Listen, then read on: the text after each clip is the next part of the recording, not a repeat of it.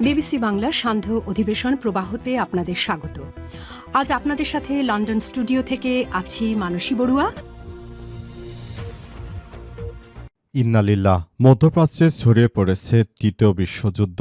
ইরানে ইহুদিরা হামলা করার পর এবং মার্কিন যুক্তরাষ্ট্রের সন্ত্রাসী গ্রুপেরা হামলা চালানোর পর তারা মনে করেছিল যে ইরানকে সহজেই দমন করে দিতে পারবে, কিন্তু এখন পরিস্থিতি এতটাই খারাপ আকার ধারণ করেছে যে পুরো মধ্যপ্রাচ্যে বড় ধরনের বিপাকে পড়েছে এই দখলদারেরা। তারা যেভাবে হামলা চালিয়ে সবকিছু তছনছ করে দিয়েছিল, কিন্তু ইরানকে দমন করা যায়নি, বরং ইরান তীব্র থেকে তীব্র আকারে হামলা চালাচ্ছে। গতকাল নেতানিয়াহুর বাড়িতে হামলা চালিয়ে নেতানিয়াহুর ভাইকে জাহান্নামে পাঠানো হয়েছে। পাশাপাশি নেতানিয়াহু এবং তার বিভিন্ন মন্ত্রণালয়ের মন্ত্রীদের বাড়িতেও একে একে হামলা চালানো হচ্ছে। হামলা তীব্র থেকে তীব্রতর হচ্ছে, কোনো কিছুই বুঝতে পারছে না এখন মার্কিন যুক্তরাষ্ট্র কি করবে। দিশেহারা হয়ে পড়েছে নেতানিয়াহু। অবস্থায় সবকিছু একদম তছনছ করে দিচ্ছে ইরান। ইহুদিবাদীরা কোনোভাবেই ভাবতে পারেনি যে এই কার্যক্রমগুলো তারা এতটাই বিপাকে পড়তে চলেছে। পুরো মধ্যপ্রাচ্য জুড়ে যে ধরনের সংকটময় পরিস্থিতি সৃষ্টি হয়েছে, সেখান থেকে আসলে মধ্যপ্রাচ্য জুড়ে আবারও বড় ধরনের সংঘাত সৃষ্টি হয়েছে। আর এরই মাঝে আমাদের হাতে এসেছে এই তৃতীয় বিশ্বযুদ্ধের সর্বশেষ গুরুত্বপূর্ণ সব থেকে তাজা আপডেট সংবাদ আপনাদের জানিয়ে দিব। ইরাকে ইরানের হামলায় ১৩ মার্কিন সেনা নিহত, আলহামদুলিল্লাহ। ইরান সমর্থিত ইরাকি গোষ্ঠী ইসলামিক রেজিস্ট্যান্স জানিয়েছে তারা ২৯১টি মার্কিন যুক্তরাষ্ট্রের সামরিক ঘাঁটিতে অভিযান চালিয়েছে। এতে ১৯৩ জন হতাহত হয়েছে এবং ১৩ জন মার্কিন সেনা নিহত হয়েছে এবং আরও অনেকেই গুরুতর আহত হয়েছে। তাদেরকে বিভিন্ন জায়গায় চিকিৎসা দেওয়া হচ্ছে বলে জানা গেছে। মার্কিন যুক্তরাষ্ট্র তাদের সেনা হতাহতের ঘটনাগুলো তারা কোনোভাবেই স্বীকার করছে না। এরপর জানাবো, ইরানের বিপ্লবী বাহিনীর সবথেকে শক্তিশালী অভিযান শুরু, আলহামদুলিল্লাহ। মধ্যপ্রাচ্যে নতুন খেলা দেখাচ্ছে ইরান। ইরান এর আগে যে হামলা চালিয়েছিল সেগুলো ছিল অত্যন্ত দুর্বল হামলা, কিন্তু এখন তারা সর্বনিম্ন ১ টন ওজনের খোররামশাহ এবং ফাত্তা-2 ক্ষেপণাস্ত্র দিয়ে এমনভাবে হামলা চালাচ্ছে যে দখলদার ইসরায়েল এবং মার্কিন যুক্তরাষ্ট্রের বিভিন্ন স্থাপনা গুঁড়িয়ে দেওয়া হচ্ছে। এদিকে ইরানের বিপ্লবী গার্ড বাহিনীর বিবৃতি, ইহুদিবাদী ইসরায়েল এবং মার্কিন যুক্তরাষ্ট্রকে আত্মসমর্পণের আহ্বান। ইরানের বিপ্লবী গার্ড বাহিনী বা আইআরজিসি এক বিবৃতিতে জানিয়েছে যে তারা হামলার ৩৮তম ধাপ শুরু করেছে। কুয়েতের আদিরি হেলিকপ্টার ঘাঁটিতে ২টি শক্তিশালী ও যুগপৎ ক্ষেপণাস্ত্র হামলা করা হয়েছে। এতে আহত হয়েছে ১০০ জন বলে জানিয়েছে দেশটি। এবং ইহুদিবাদী ইসরায়েল মনে করেছিল এই যুদ্ধে তারা জিতে যাবে, কিন্তু আজ কুয়েতে হামলায় অন্তত ১০০ জন আহত হয়েছে। তাদেরকে আল মোবারক হাসপাতালে চিকিৎসার জন্য পাঠানো হয়েছে বলে আইআরজিসি তাদের বিবৃতিতে নিশ্চিত করেছে। এবারে জানাবো, হরমুজ প্রণালীতে পরপর ৩টি জাহাজে হামলায় একটিতে আগুন, আলহামদুলিল্লাহ। হরমুজ প্রণালীতে ভারতের মালামাল নিয়ে একটি জাহাজ আসছিল। সেই জাহাজটি হচ্ছে থাইল্যান্ডের পতাকাবাহী ছিল। সেই জাহাজে হামলা চালানো হয়েছে। ভারতের আহমেদাবাদে যাওয়ার কথা ছিল সেই জাহাজটির। এবং সর্বশেষ জানাবো, ইরান যুদ্ধের প্রভাবে তেলের দাম ব্যারেল প্রতি $৯০ ছাড়ালো। ইরান যুক্তরাষ্ট্র ও ইহুদিবাদী ইসরায়েলের মধ্যে যৌথ হামলার পর শুরু হওয়া তৃতীয় বিশ্বযুদ্ধের জেরে বিশ্ব জ্বালানি বাজারে আবারও অস্থিরতা দেখা দিয়েছে। সরবরাহ বিঘ্নিত হওয়ার আশঙ্কায় আন্তর্জাতিক বাজারে অপরিশোধিত তেলের দাম উল্লেখযোগ্যভাবে বেড়েছে। ৫.১% বেড়ে ব্যারেল প্রতি $৯২.২৩ পৌঁছেছে। খবর আল জাজিরার। প্রিয় দর্শক, এতক্ষণ শুনছিলেন সংবাদ শিরোনাম, এবারে বিস্তারিত। তবে তার আগে বন্ধুরা অনুরোধ থাকবে, এই সংবাদটিতে একটি লাইক দিন। এই চ্যানেলে আপনি নতুন হয়ে থাকলে আমাদের সংবাদটি দেখতে দেখতে চ্যানেলটি সাবস্ক্রাইব করে রাখুন। কমেন্ট করে বন্ধুরা আপনার মূল্যবান মতামত জানিয়ে দিন আপনি বিশ্বের কোন দেশ থেকে বা বাংলাদেশের কোন স্থান থেকে আমাদের সংবাদটি দেখছেন এবং শুনছেন। আর বন্ধুরা, ইরান ইসরায়েল যুদ্ধে আপনি কোন দেশকে সমর্থন করেন সেটি আমাদের কমেন্ট করে জানিয়ে দিন। এবারে বিস্তারিত। ইরাকে হামলায় ১৩ জন মার্কিন সেনা নিহত, ইরান সমর্থিত ইরাকি গোষ্ঠী ইসলামিক রেজিস্ট্যান্স জানিয়েছে তারা গত ১২ দিনে ২৯১টি সামরিক অভিযান চালিয়েছে। এতে ১৩ জন মার্কিন সেনা নিহত এবং কয়েক ডজন আহত হয়েছে। গোষ্ঠীটি বুধবার এক বিবৃতিতে জানিয়েছে গত ২৪ ঘণ্টায় ৩১টি অভিযানে ইরাকের মার্কিন ঘাঁটি লক্ষ্য করে কয়েক ডজন ড্রোন ও ক্ষেপণাস্ত্র হামলা করা হয়েছে। বিবৃতিতে জোর দিয়ে বলা হয়েছে যে ১২ দিনে ২৯১টি অভিযান পরিচালনা করা হয়েছে, যার ফলে ১৩ জন মার্কিন সেনা নিহত এবং কয়েক ডজন আহত হয়েছে। আহতদের মধ্যে কয়েকজনের অবস্থা গুরুতর। ইরানের বিরুদ্ধে আগ্রাসনে অংশগ্রহণ করার ব্যাপারে ইউরোপীয় দেশগুলোকে সতর্ক করেছে ইরাকি গোষ্ঠীগুলো। তারা জানিয়েছে যে তারা যদি মার্কিন যুক্তরাষ্ট্রের মতো দখলদার বাহিনীর মতো যদি তারাও হামলা চালায় তাহলে এর জন্য তাদেরকে কঠোরভাবে দমন করা হবে বলে এমনটা জানানো হয়েছে। আরও বলা হয়েছে যে মার্কিন যুক্তরাষ্ট্রকে কেউ যদি সহযোগিতা করার ইচ্ছে প্রকাশ করে তাহলে তাদের বিরুদ্ধে আমাদের এই আগ্রাসন চলবে এবং তাদেরকে তছনছ করে দেওয়া হবে, এমনটাই বলা হয়েছে। এবং বর্তমান পরিস্থিতি এতটা জটিল আকার ধারণ করেছে যে দখলদার বাহিনীর বিরুদ্ধে কেউই দখলদারদের পক্ষে কেউ আর যুদ্ধে থাকতে চাচ্ছে না। সবাই বলছে যে আমরা আর দখলদারদের পক্ষে থাকব না, এমনটাই জানানো হয়েছে।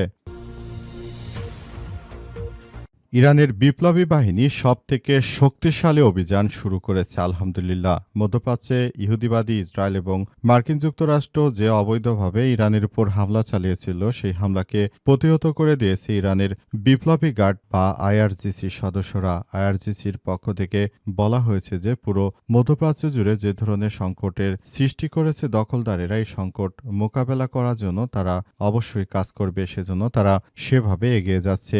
দীর্ঘ প্রায় 10 দিন ধরে তারা তাদের বহরে থাকা যেসব মিসাইলগুলো ছিল যেগুলো ডেট এক্সপায়ার হয়ে গেছে সেসব অস্ত্রশস্ত্র মূলত প্রথম ধাক্কায় ব্যবহার করে। এরপর যখন দেখা গেল যে এই সব সমস্যাগুলো সমাধান হয়ে গেছে, অর্থাৎ মধ্যপ্রাচ্যে মার্কিন যুক্তরাষ্ট্র এবং দখলদারদের যে বিভিন্ন এয়ার ডিফেন্স সিস্টেমগুলি ছিল সেগুলো যখন গুড়িয়ে দেওয়া হয়েছে, তখন কিন্তু পুরো মধ্যপ্রাচ্যে ইরান নতুন খেলা শুরু করেছে। অর্থাৎ তাদের যে বহরে থাকা শক্তিশালী মিসাইলগুলো যেগুলোর ওজন সর্বনিম্ন ১ টন, সেগুলো দিয়ে এখন তারা হামলা চালাচ্ছে। হামলা চালিয়ে মোট কথা ইহুদিবাদী ইসরায়েলের প্রধানমন্ত্রী বেঞ্জামিন নেতানিয়াহুর বাড়িতে সবথেকে বেশি হামলা চালানো হয়েছে। এছাড়াও ইসরায়েলের অর্থমন্ত্রী বেজালেল স্মোটরিচের বাড়িতে হামলা চালানো হয়েছে। হামলায় বেজালেল স্মোটরিচের বড় ছেলে মারা গেছে, জাহান্নামে পাঠিয়ে দিয়েছে। পাশাপাশি নেতানিয়াহুর ভাইও জাহান্নামে চলে গেছে।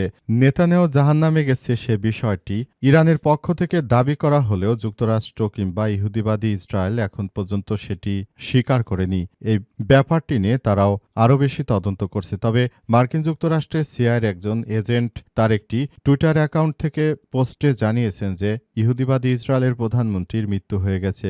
এই সংবাদটি সবথেকে বেশি প্রকাশ করা হচ্ছে রাশিয়ার বিভিন্ন গণমাধ্যমে, কিন্তু ইহুদিবাদী ইসরায়েলরা এখনও নেতানিয়াহুর মৃত্যুর বিষয়টি স্বীকার করেনি।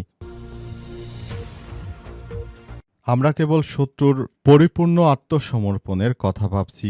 ইরানের বিপ্লবী গার্ডের বিবৃতি আলহামদুলিল্লাহ। ইরান এতটাই শক্তিশালী মধ্যপ্রাচ্যে তারা অবস্থান করছে, এখন তারা মার্কিন যুক্তরাষ্ট্রকে এই যুদ্ধের আত্মসমর্পণের জন্য বিবৃতি দিয়েছে। সেখানে বলা হয়েছে যে মার্কিন যুক্তরাষ্ট্রকে এই যুদ্ধ করতে আসার জন্য মার্কিন যুক্তরাষ্ট্র এবং দখলদার ইসরায়েলকে ইরানের কাছে আত্মসমর্পণ করতে হবে। কারণ হিসেবে বলা হচ্ছে যে তারা ইরান একটি স্বাধীন সার্বভৌম দেশ, তাদের অভ্যন্তরীণ বিষয় হচ্ছে, তাদের রাজনীতির বিষয় হচ্ছে, সেটি তাদের ব্যক্তিগত ব্যাপার। এই ব্যাপারগুলো নিয়ে তাদের উপর মার্কিন যুক্তরাষ্ট্র যে রেষারেষি করছে, যে চাপাচাপি করছে এবং তারা ইরানের সর্বোচ্চ ধর্মীয় নেতাকে হত্যার মধ্য দিয়ে তারা যেভাবে নিরীহ ইরানের নাগরিকদের উপর যে হামলা চালিয়েছে, সেই হামলা চালিয়ে মূলত তারা আসলে তেমনভাবে কোনো কিছুই অর্জন করতে পারেনি। তাদের অবস্থা খুবই আশঙ্কাজনক আকার ধারণ করেছে। কিন্তু শেষ পর্যন্ত আসলে দখলদারেরা এই কার্যক্রমগুলো চালিয়ে মূলত নিজের পায়ে নিজে কুড়াল বেড়েছে। দখলদারেরা মনে করেছিল যে ইরানের সর্বোচ্চ ধর্মীয় নেতাকে হত্যার মধ্য দিয়ে তারা ইরানকে বড় ধরনের বিপাকে ফেলে দেবে, কিন্তু ইরান অতটা হারার পাত্র নয়। তারা নিজেরা সর্বোচ্চ শক্তি দিয়ে এখনও এই হামলা অব্যাহত রেখেছে এবং ইরান জানিয়েছে যে আমরা কোনোভাবে দখলদারদের আর প্রশ্রয় দেব না। আমরা দখলদারদের সর্বোচ্চ শক্তি দিয়ে তাদেরকে আঘাত করব এবং দখলদারদের হত্যা নিশ্চিত করার মধ্য দিয়ে আমরা এগিয়ে যাব এমনটা জানিয়েছে ইরান এবং ইরানের পক্ষ থেকে আরও বলা হয়েছে যে দখলদারেরা রয়েছে তাদেরকে আত্মসমর্পণ করতে হবে। তারা যদি এখনও আত্মসমর্পণ না করে তাহলে তাদেরকে ছাড় দেওয়া হবে না। ইতিমধ্যে তাদের ব্যাপারগুলো নিয়ে ইরানের বিপ্লবী গার্ড বাহিনী ব্যাপকভাবে হামলা চালিয়ে জায়নবাদীদের একদম সবকিছু তছনছ করে দিয়েছে। অবস্থায় জায়নবাদীরা এখন দিশেহারা হয়ে পড়েছে। তারা যে আশা ভরসা নিয়ে ইরানে হামলা চালিয়েছিল তাদের সেই কুখ্যাত মনের প্রত্যাশা পূরণ হয়নি। আল্লাহ পাক ইরানকে এতটাই শক্তি দিয়েছে যে মুসলিম বিশ্বের মধ্যে সৌদি আরবের যারা শেখেরা রয়েছে তারা দালালি করলেও একমাত্র আয়াতুল্লাহ খামিনি তিনি ছিলেন মুসলিমদের জন্য একটি অবিসংবিদিত নেতা। তার নেতৃত্বে ইরান অনেক শক্তিশালী এবং ইরানি জাতি যে ৪০০ বছর ধরে তার আত্মসম্মান নিয়ে বেঁচে আছে সেই আত্মসম্মানকে তিনি ধুলোর সঙ্গে মিশে যেতে দেননি। তিনি সিংহের মতো লড়াই করে মারা গেছেন কিন্তু জায়নবাদীদের সামনে আত্মসমর্পণ করেননি। তার বাহিনীও করবে না। তারা নিজের দেশের জন্য জীবন দেবে, ইসলামের জন্য, মুসলিমের জন্য জীবন দেবে, কিন্তু এই দখলদারদের হয়ে কখনো কাজ করবে না। হরমুজ প্রণালীতে পরপর ৩টি জাহাজে হামলা, একটিতে আগুন। পারস্য উপসাগরে হরমুজ প্রণালীতে পরপর ৩টি কার্গো জাহাজে হামলার ঘটনা ঘটেছে। অজ্ঞাত বস্তুর আঘাতে ৩ জাহাজই ক্ষতিগ্রস্ত হয়েছে। এর মধ্যে একটি জাহাজে অগ্নিকাণ্ডের ঘটনা ঘটেছে, যে কারণে ওই জাহাজের বেশিরভাগ নাবিককে সরিয়ে নেওয়া হয়েছে। জানা গেছে যে ক্ষতিগ্রস্ত জাহাজটি রয়েছে সেটি ভারতের গুজরাটের দিকে যাচ্ছিল।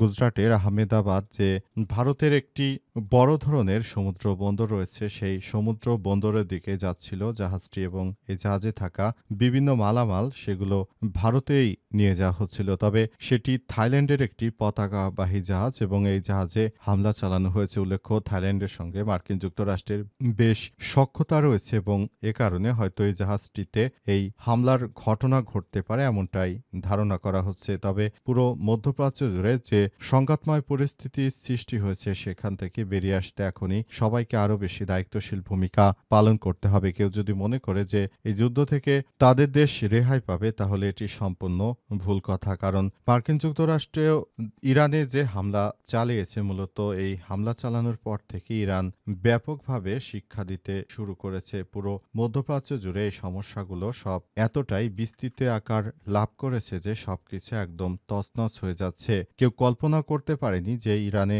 হামলা চালিয়ে মার্কিন যুক্তরাষ্ট্র এভাবে ধরা খাবে। মার্কিন যুক্তরাষ্ট্র মনে করেছিল যে তারা সেখানে হামলা চালিয়ে মূলত সবকিছু নিজেদের মতো করে মাত্র ৬ থেকে ৭ দিনের মধ্যে করে নেবে, কিন্তু আজ যুদ্ধের ১২ দিন হতে চলল, এখন পর্যন্ত এই যুদ্ধের কোনো অগ্রগতি পাচ্ছে না মার্কিন যুক্তরাষ্ট্র। বরং এই যুদ্ধ শুরু করার পর থেকে জায়নবাদীরা সব থেকে বড় বিপাকে পড়েছে। নেতানিয়াহুর বাড়ি এমনকি তাদের বিভিন্ন এমপি মন্ত্রীদের বাড়িতেও হামলা চালানো হচ্ছে। সব হামলায় তাদের সবকিছু একদম তছনছ হয়ে যাচ্ছে, সবকিছু ধ্বংসের দ্বারপ্রান্তে চলে এসেছে। পুরো মধ্যপ্রাচ্য জুড়ে যে সংঘাতময় পরিস্থিতি সৃষ্টি হয়েছে তার জন্য দখলদার বাহিনী কোনোভাবে দায় এড়াতে পারে না। তাদেরকে চরমভাবে শিক্ষা দেয়া হচ্ছে।